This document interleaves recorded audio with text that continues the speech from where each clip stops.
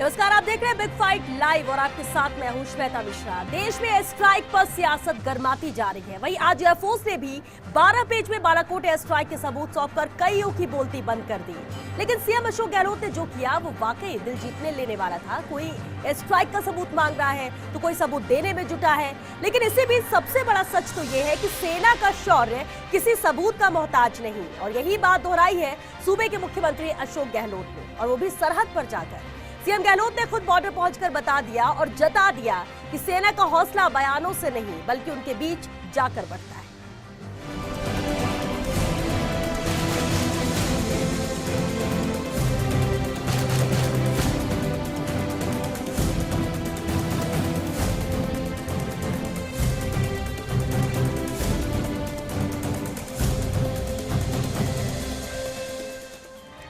जवानों का हौसला बढ़ाने के लिए सीएम गहलोत का तरीका और एयर स्ट्राइक पर हो रही मौजूदा सियासत में क्या फर्क है, क्या हो रहा है और क्या होना चाहिए। जी हां, बिग फाइट लाइव में बहस आज इसी बड़े मुद्दे पर। बहस करने के लिए मेहमान हमारे साथ मौजूद है। हमारे साथ है बीजेपी नेता राजेंद्र शेखावत जी, कांग्रेस नेता सुरेश चौधरी जी, रक्षा मामलों के जानकार group captain RS Raghav ji, group captain Ajit Singh ji, major general प्रभु सिंह राठौर जी। आप सभी का बहुत स्वागत है बिग फाइट लाइव में। अहम सवाल राजेंद्र जी आपसे शुरुआत करते हैं।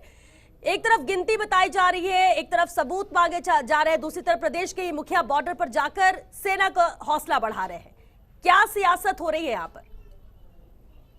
ऐसा है कि ये सियासत है। अशोक गहलोत साहब को पहले अपने पार्टी के लोगों को समझाना चाहिए, ये उनमें ये माहौल बनाना चाहिए कि कैसे सेना का मनोबल बढ़ाया। लेकिन वो तो बढ़ा ही रहे हैं, वो तो बॉर्डर पर जाकर बढ़ा रहे हैं सर। ये तो ज्यादा बेहतर है। कपिल सिब्बल साहब, उनके दिग्विजय सिंह जी जिस तरह के बयान दे रहे हैं, जिस तरह से सेना का मनोबल गिरा रहे हैं, जिस तरह हमारी वायुसेना की पराक्रम की और शौर्य की जो कार्रवाई है उसके ऊपर प्रश्न चिन्ह खड़े कर रहे हैं, किस तरह से वो दुश्मन देश की मदद कर रहे हैं, इस तरह के बयान देके सबसे पहले उनको ये समझाना चाहिए। क्योंकि गहलोत साहब तो संगठन महासचिव भी रहे हुए हैं और आज भी एक बहुत ही महत्वपूर्ण स्थिति रखते हैं कांग्रेस के अंदर। तो मैं समझता हूं कि इनको सबसे पहले अपने कांग्रेस के जो लोग हैं उनके बीच में जाकर ये मैसेज देना चाहिए कि हमें सेना का मनोबल बढ़ाने की आवश्यकता है। चलिए ठीक है, ये आप कह रहे हैं कि सबसे बड़ी आवश्यकता लेकिन सुरेश जी, क्योंकि उधर से ये तो उल्टा सी कहना इनका यही है कि पहले अपने नेताओं को इन्हें बताना चाहिए, समझाना चाहिए। यानी मुख्यमंत्री अशोक गहलोत जा रहे हौसला अफजाई करने के लिए, वो एक अलग बात है।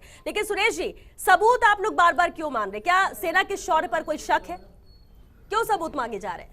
देखो श्वेता, मैं कहना चाहूँगा कि मैं भारत की सेना का आपके चैनल के माध्यम से स्वागत करना चाहूँगा, अभिनंदन करना चाहूँगा उनके शौर्य और वीरता की। और मैं कहना चाहूँगा, चाहे पुराना इतिहास उठा के देख ले, कांग्रेस के चाहे प्राइम मिनिस्टर हुए हों, इंदिरा जी ने कितना बड़ा काम किया, लेकिन सेना को कभी राजनीति में नहीं लिया। और मैं आज भी कहना चाहूँगा, मेरी पार्टी की राय रखना चाहूँगा कि सेना को के ऊपर कभी राजनीति नहीं करनी चाहिए। सर्जिकल विशेषज्ञ आपके पास बैठे हैं, ये भी आगे बताएंगे कि सर्जिकल स्ट्राइक कोई पहली नहीं हुई है, बार बार होती रही है। और सेना का ये काम है कि सेना को किस रूप में जो हमारा देश हमारे अंदर आतंकवादी भेज रहा है, बदमाशी कर रहा है, घुसपैठिए भेज रहा है, उनका इलाज कैसे करना है ये सेना पे छोड़ना चाहिए। और कांग्रेस की सरकारों ने सेना पे ही छोड़ा है। तो मैं राजेंद्र जी की बात से सहमत नहीं हूँ। आज भी अशोक गहलोत जी केवल बॉर्डर पे इसलिए गए हैं, राजनीति करने नहीं गए हैं कि राजस्थान की सेना का मनोबल कैसे बढ़े। वो इतनी बड़ी मुख्यमंत्री सेना का मनोबल कैसे बढ़े, ऊपर उठकर देखना चाहिए। एक मिनट सुरेश जी, ठीक है, प्रभु सिंह जी, मेजर जनरल प्रभु सिंह राठौर का रुख कर लेते हैं। मेजर साहब, एक अहम सवाल ये, क्या पहले भी ऐसे सियासत होती रही है? क्योंकि सर्जिकल स्ट्राइक की बात करें, सेना को जो काम है वो अपनी ड्यूटी की तरह करता रहा है पहले भी, ये कोई आज की बात नहीं है। लेकिन क्या सियासत पहले इतनी होती थी जितनी आज नजर आ रही है? नहीं, सियासत नहीं होती थी और करनी भी नहीं चाहिए और गलत भी है, देश के हित में भी नहीं है। ये हम बार बार कहते रहते हैं और कहते रहे हैं, दोनों तरफ के नेता भी ये कहते हैं। लेकिन वास्तविक स्थिति यही है कि दोनों तरफ से सियासत हो रही है। इससे नुकसान ये किया क्यों गया? आप देखिए, सबसे पहले ये कार्रवाई की गई थी आतंकवादियों के खिलाफ। जब हमें खुफिया खबर मिल गई कि ऐसे आतंकवादी एक कैंप के अंदर प्रैक्टिस कर रहे हैं या ट्रेनिंग ले रहे हैं और आतंकवादी गतिविधियों से हमारा नुकसान कर रहे हैं, तो उनके ऊपर एक एयर स्ट्राइक की गई। अब वो दुश्मन की भूमि के ऊपर जाके किया गया, तो इंटरनेशनल कम्युनिटी को हमें बताना जरूरी है कि हमें उनकी सार्वभौमिकता का उल्लंघन क्यों किया। हमने ये नॉन मिलिट्री प्रीएम्प्टिव स्ट्राइक ये बताया गया, ये बताना जरूरी था, इतना बताना काफी था। इसके बाद में 200 मरे, 400 मरे, 500 मरे, ये बात बहुत ज्यादा इम्पोर्टेंट नहीं है। जब आपके हजार केजी के बॉम्ब स्पाइस 6 उस भूमि पर गिरेंगे तो उसकी क्या हालत होगी, ये सारा बिल्कुल विश्व जानता आपने है। एक अहम बात कही मेजर साहब कि ये बताना जरूरी नहीं कि कितने मेजर मरे। साहब नहीं, जनरल क्या? साहब, सॉरी मेजर जनरल साहब, माफ कीजिएगा बहुत फर्क जी। है, हाँ मेजर बिल्कुल, मेजर। लेकिन एक बड़ी बात ये भी है कि ये बताना जरूरी नहीं है, लेकिन सियासत तो इसी को लेकर हो रही है। ग्रुप कैप्टन अजीत सिंह जी हमारे साथ हैं। अजीत सिंह जी, सियासत इसी को लेकर हो रही है कि अब अगर स्ट्राइक किया गया है तो सबूत दे। यहाँ लाकर एयरफोर्स या वायुसेना ने सबूत भी दिया है यहाँ पर 12 पेज का, लेकिन अब सबूत की जरूरत क्यों पड़ रही है? या तो यहाँ भरोसा नहीं है या फिर इनको लग रहा है कि इस पे भी कुछ नेगेटिव मिल सकता है ताकि इनकी सियासत चमक सके। मैडम बात यह है कि जो राजनीतिक पार्टियां हैं वो दोनों तरफ से संयम का इस्तेमाल नहीं कर रही हैं।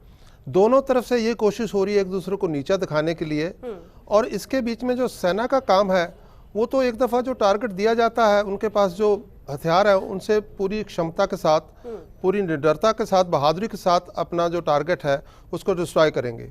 अब बात ये आती है कि इतना कुछ होते हुए के बाद जब ये स्ट्राइक हुई है और इतने प्रिसीजन बॉम्बिंग के साथ जो बॉम्बिंग हुई है, 1000 पाउंड वाले जो बॉम्ब इतने गिराए गए हैं, उसके इम्पैक्ट के स्वरूप ज़मीन पर कुछ बचने वाला नहीं है।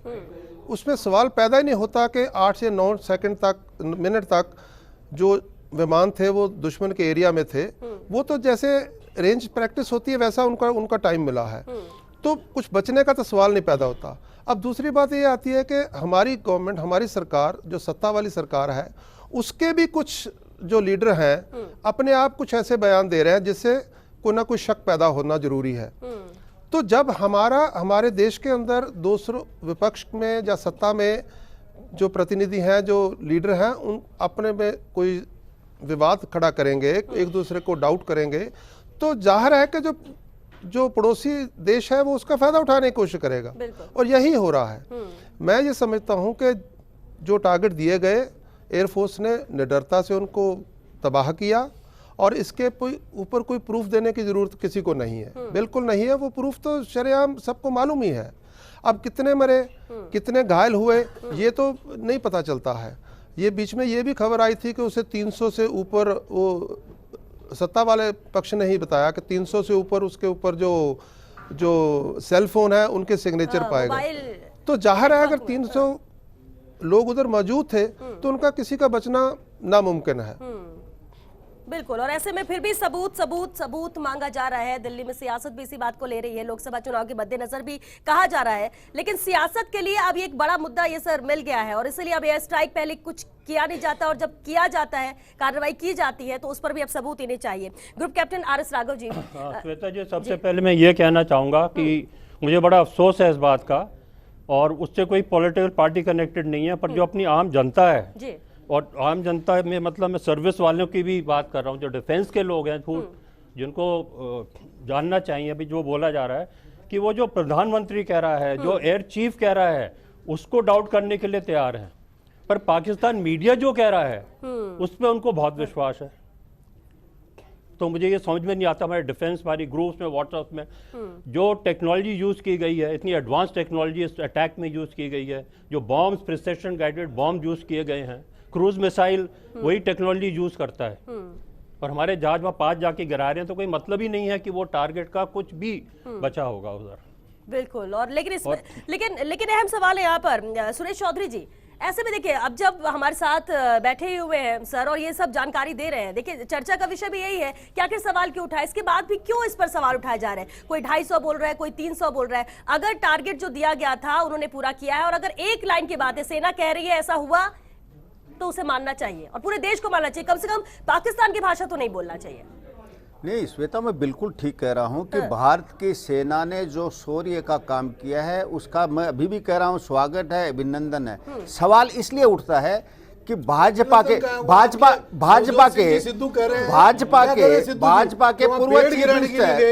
के पूर्व चीफ मिनिस्टर ये कहते हैं कर्नाटक में कि अब तो हमारी 22 की 22 सीटें जीत के आएंगी।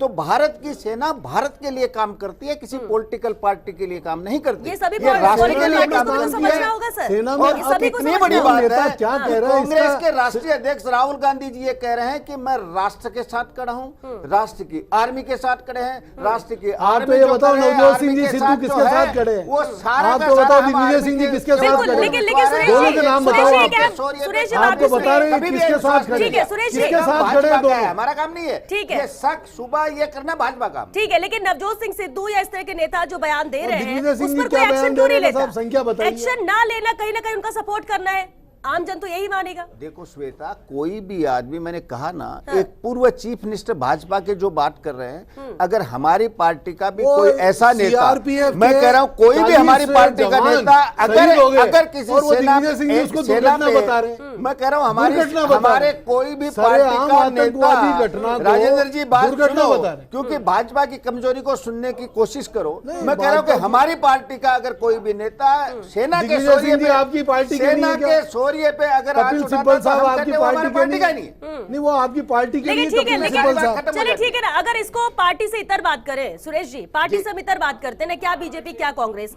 सेना है आपने कहा, ये हिंदुस्तान की सेना है, और अगर इसके शौर्य पर गर्व सिर्फ हमें नहीं है, पूरा विश्व करता है, जिस तरह से एयर स्ट्राइक की गई यहाँ पर और जिस तरह से ये कार्रवाई की गई, कभी हम पहले कदम नहीं उठाते, लेकिन अगर कोई छेड़ेगा तो अपनी सुरक्षा, अपने देश की रक्षा इनके हाथों में है, और ये भी नहीं रुकेंगे, और वही हुआ भी है यहाँ पर।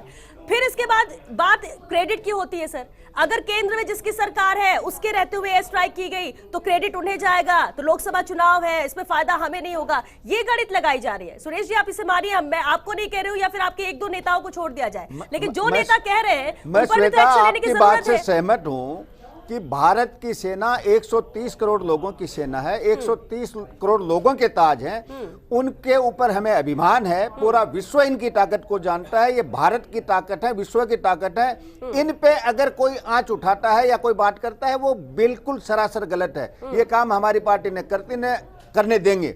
रहा सवाल कि अगर भाजपा के सत्ता है तो ये सत्ता है तो ये 130 भारत के प्रधानमंत्री हैं, वो भाजपा के प्रधानमंत्री नहीं है, तो भारत देश के प्रधानमंत्री हो, जो सत्तासीन पार्टी है उसको दिल बड़ा रखना चाहिए, देश हित की बात करनी ठीक चाहिए। है, ठीक है, बढ़ाइए। लेकिन राजेंद्र और जी केवल चुनावी लाभ चलिए, ठीक लेने है। की अगर कोई बात करती है, कोई भी नेशनल पार्टी ठीक बात है, करती देखिए है, आम जन को तो वो चुनाव देश हित में नहीं। मतदान करना है, सरकार को लेकर आना है, अब किसको लेकर आना है वो तो आम जनता भी समझ रही है, आप लोग आपस में भी लड़ेंगे तो उससे भी कुछ नहीं होने वाला है। राजेंद्र जी आपने ठीक है सियासत वाली बात की, अगर मुख्यमंत्री अशोक गहलोत बॉर्डर पर जाते हैं, वहां पर सेना का हौसला अफजाई करते हैं, वहां पर समझते हैं कि आखिर किस तरह का फीडबैक है, किस तरह की सुरक्षा है, तो इसे सियासत की तरह क्यों देखा जाए? सियासत तो दिल्ली में, राजधानी में भी बैठकर की जा रही है। सियासत की तरह से कोई नहीं देख रहा।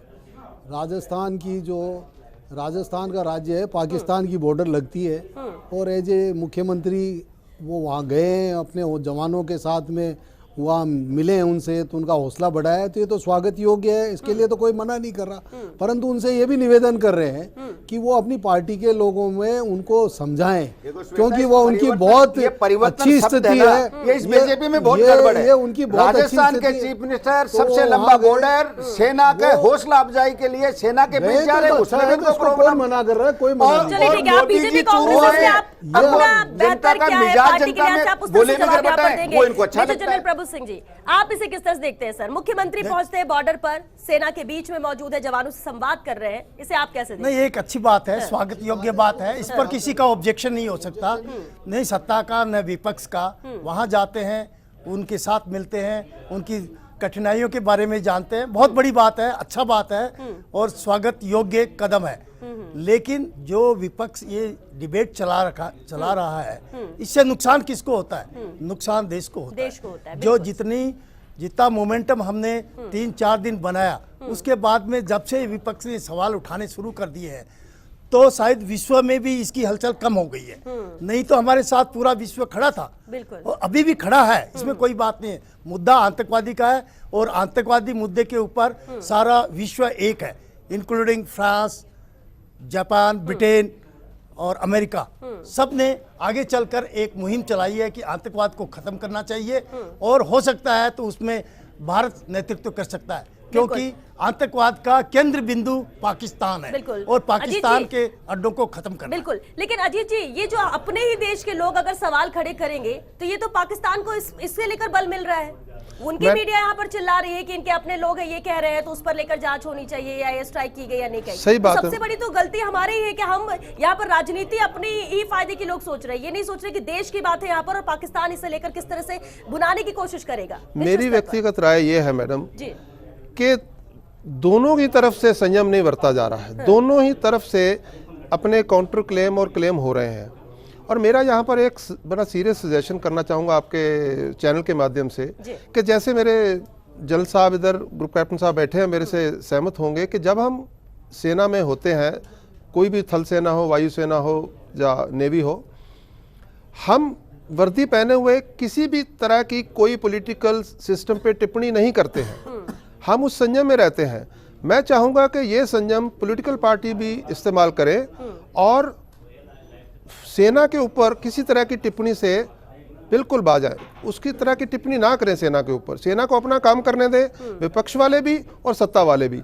कुछ सर्जिकल स्ट्राइक की गई, उसके लिए छाती पीटने की कोई वजह नहीं थी और ना ही अभी विपक्ष को ये वजह है कि इसके बारे में डाउट करें कि सेना ने क्या किया और क्या नहीं किया। बिल्कुल, लेकिन कैप्टन साहब, एक अहम बात ये भी होगी, जिस तरह से सर ने भी बताया कि बिल्कुल सही है, क्या ना तो राजनीति करने की जरूरत है, ना अपनी पीठ थपथपाने की जरूरत है, क्योंकि सेना को जो करना था उसने करके दिखाया। लेकिन ये पहले भी होता रहा सर, हम अगर अभी एयर स्ट्राइक की बात करें, इससे पहले सर्जिकल स्ट्राइक की बात करें, इससे पहले भी बार बार ये कहा जा रहा है विपक्ष की तरफ से, पहले भी होता रहा है, लेकिन हमने कभी क्रेडिट लेने की कोशिश नहीं की, या हमने क्या कभी इससे पहले भी इसे लेकर सबूत के साथ सामने आना पड़ा है सेना को? कभी इससे पहले हुआ है सर? नहीं, इस स्केल की जो स्ट्राइक हुई है वो पहले अक्रॉस द बॉर्डर नहीं हुई है। अगर वो युद्ध हो रहा है वो बात अलग है, मैं जहाँ भी युद्ध में नहीं है मैं उसकी मैं बात कर रहा हूँ। इस स्केल पे स्ट्राइक नहीं हुई है। और अभी आप के न्यूज़ चैनल खुद ही ये दिखा रही है कि वायुसेना ने 12 पेज की रिपोर्ट दर्ज की है अपनी स्ट्राइक के बारे में, जिसमें वो कह रहे हैं कि 80% बॉम्ब गिरे हैं टारगेट पे और 80% बॉम्ब टारगेट पे गिरने का मतलब ये नहीं है कि 80% लोग ही उसमें घायल होंगे। 50% भी गिर जाए तो इसका मतलब टारगेट टोटली डिस्ट्रॉय हो जाता है। तो अभी मैं पढ़ रहा था, आपकी इसमें न्यूज़ में आया था, और मैं आपके व्यूअर्स को यही कहना चाहूँगा कि जो ऑथेंटिक रिपोर्ट आ रही है, जो एयरफोर्स को कोई वजह नहीं है झूठ बोलने की। मैं आपको एक बात बताऊं, NTRO है, उसकी रिपोर्ट है नेशनल टेक्निकल रिसर्च ऑर्गेनाइजेशन की, कि जिस समय स्ट्राइक किया गया था उस समय वहाँ 280 मोबाइल थे, वो लाइव थे। आप ये देखिए, कोई ये एयर स्ट्राइक किया गया है, कोई बुरी प्लानिंग से किया गया है, इसमें इंटेलिजेंस एजेंसियों का आउटपुट था, इनपुट था, उसके अलावा स्ट्रेटेजी तैयार हुई है, कौन से फाइटर प्लेन है वो कहाँ से टेक ऑफ करेंगे, उसमें बाकायदा पूरी एक्सरसाइज हुई है कि किस किस को वहाँ पे पाकिस्तान में भेजा जाएगा, कौन कौन से मिसाइलों का यूज किया जाएगा, कौन कौन से बॉम्ब्स का यूज किया जाएगा। पूरी उन्होंने नक्शे तैयार किए हैं, पूरी उन्होंने रडार से बचने की कोशिश की है।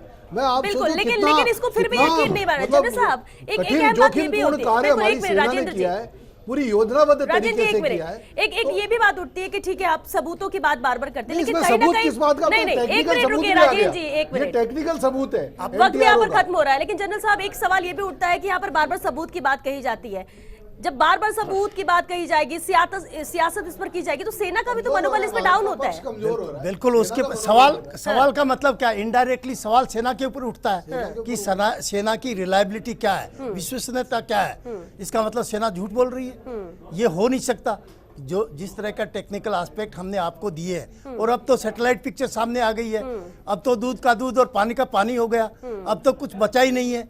इसलिए सेना की वैसे तो भी आज सबूत भी दिए गए 12 पेज का, ये सेना के ऊपर मांगना ही नहीं चाहिए। तो सबूत मांगना गलत है, गलत है, सबूत मांगना ही नहीं चाहिए। हर चीज का सबूत नहीं दिया जा सकता। सेना को टारगेट दिया, उन्होंने तबाह कर दिया। अजीत सिंह जी साहब, सबसे बड़ी बात तो क्या, हमारे नवजोत सिंह जी सिद्धू क्या कह रहे हैं कि वहाँ पेड़ गिराने गए थे। मैं एक बात बताऊं, मतलब कितना बड़ा सेना के ऊपर यहाँ पर खत्म हो रहा है, मार्क लगा दिया कि वो पेड़ गिराने गए थे। राजेंद्र जी, आपने जो पॉइंट रेज किया, मैं उसके बारे में कुछ और ऐड करना चाह रहा हूँ कि अभी हम सर्विसेज की बात कर रहे हैं, एयरफोर्स की बात कर रहे हैं, आर्मी ने भी सर्जिकल स्ट्राइक की थी, वो सब, पर उस टाइम हम भूल जाते हैं कि हमारी जो इंटेलिजेंस एजेंसीज है उनका कितना कंट्रीब्यूशन होता है इन सब में।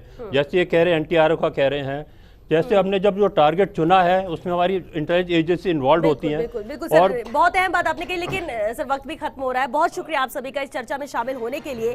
तो सवाल उठाना यहाँ पर गलत है, और अगर सेना के शौर्य पर सवाल उठाया जाएगा तो अपने देश पर आप खुद सवाल उठा रहे हैं और दूसरे देश को यानी खासतौर पर पाकिस्तान को मौका दे रहे हैं कि वो यहाँ पर सवाल देश पर उठाए, यहाँ के लोगों पर उठाए, उनके विचारों पर उठाए। लेकिन मुख्यमंत्री अशोक गहलोत अगर सरहद पर जाते हैं तो उस पर भी सियासत नहीं होनी चाहिए। जवानों का हौसला बढ़ाने के लिए अगर बॉर्डर पर जाए तो हर नेता, हर किसी को जाना चाहिए। जवानों को कम से कम इस तरह से तो मजबूती मिलती है, उनका हौसला बढ़ता है, और इतना तो किया ही जा सकता है जो मुख्यमंत्री अशोक गहलोत भी करने के लिए वहां पर पहुंचे हैं। चलिए इसी के साथ बिग फाइट लाइव में आज के लिए बस इतना ही, दीजिए इजाजत, नमस्कार।